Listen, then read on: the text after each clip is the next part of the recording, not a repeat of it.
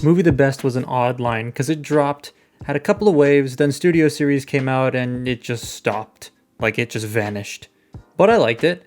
I'm going to start this video in vehicle mode because if you know nothing about this version, you are in for a surprise. Truck mode is so freaking good. The paint is so well done and I love it. The chrome is evenly spaced out and it's on all the right parts that it just meshes very well. I remember the Age of Extinction version having chrome in weird places. This one doesn't have that. The Last Night version didn't have any chrome, but this version, the chrome is where it is supposed to be, evenly, and it looks really nice. The back isn't as hollow either because it's a lot different, the design-wise, which we will get to later. The hitch looks super cool. The paint is just so good. Next to the Last Night version, there's no contest. The Takara one just looks way better. I'll just let you sit here with some side-by-side photos to see for yourself because you just have to see this thing next to the Last Night version for yourself to see how good it is.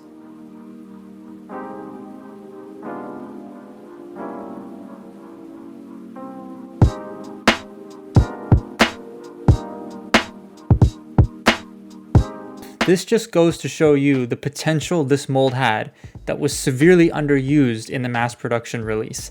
And that factors on display even more in the robot mode. Let me show you. Oh, and also before we get into that, they can both do Peekaboo Prime, and I love how Peekaboo Prime and Warpooth have become like such memes now. It's great, I love it. Transformation is a bit different. The hip skirts transform differently and the backpack has some more compression to it to make it smaller. Robot mode looks amazing, like damn dude, this thing just runs laps around the Hasbro version. And I loved the Hasbro version. But the Hasbro version can also launch its head, so that's like 1,000 times better. That's like the best function in the world. Who doesn't want a head launching? No, I'm kidding. The Takara one has a more accurate chest, more accurate feet, a much better and accurate looking sword. Like the sword is just amazing. And look at the head. Oh my god, the head. It's so good.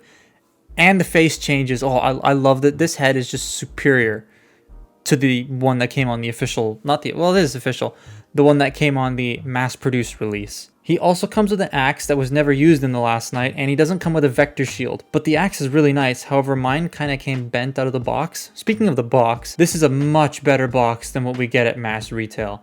As a line that commemorates the films, this is such a good box. I mean, I know, like, Studio Series, for example, isn't for that. It's just a line of figures from the movies because why not? This box feels a lot more special and it looks really cool. This is one of the boxes I'm going to be keeping. I can't get over how the chest looks. It's so freaking good because it's so accurate to the film and the normal release isn't. I don't get bored looking at this figure. The paint, the detail, the molding, it's just so much better. Articulation is exactly the same, apart from them adding freaking wrist swivels to this guy. That's a bit of a treat. The kibble still gets in the way of the posing, but with the added accessories and detail, it looks a lot better on display than the old one. Now, if that was all that this figure did, then I would say it's worth the extra 35 to 40 bucks, but this toy fixes the biggest issue most people had with the Hasbro release. Check this out. It kibble fixes itself. Mind blown. The backpack turns into a shield, similar to the one that he used in Dark of the Moon, and I have to say that that's an excellent piece of parts forming.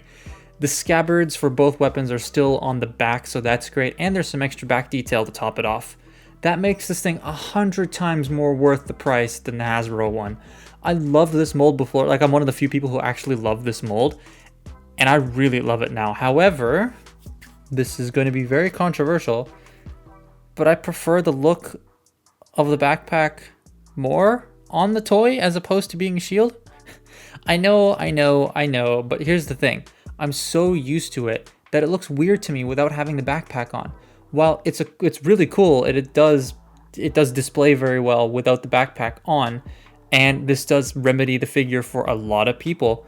Personally, I like the backpack on more. Plus, he can't really support the weight of the shield because the toy wasn't designed with that in mind in the first place. So yeah, there's also that. If you can find this thing for $100 or less, I would say it is well worth it. Totally worth it. I love this figure and I urge you to go get one. It's still not perfect. Like, the mold is still not perfect. There are better versions out there. But it's a huge step up from the Hasbro leader we got way back in the day. But that's been my look at Movie the Best Nemesis Prime. Sorry this video is a little longer than normal. Follow me on Twitter and Instagram, and I will see you next time. Goodbye.